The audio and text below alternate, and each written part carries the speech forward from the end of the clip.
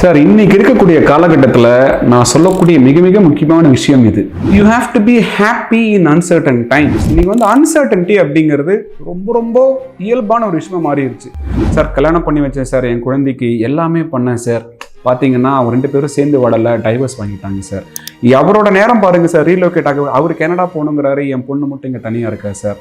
Sir, வேற ஊரில் வாழ்கிறாங்க சார். இந்த ஒரு மைண்ட் செட்டு பேரண்ட்டுக்கு மிகப்பெரிய பிரச்சனை ஆகிட்டு இருக்கு. இதை எப்படி ஹேண்டில் பண்ணலான்னு பார்த்தீங்க அப்படின்னா, ஏன் நடக்குது அப்படிங்கிற ரூட் காஸ் உங்களுக்கு தெரியணும்.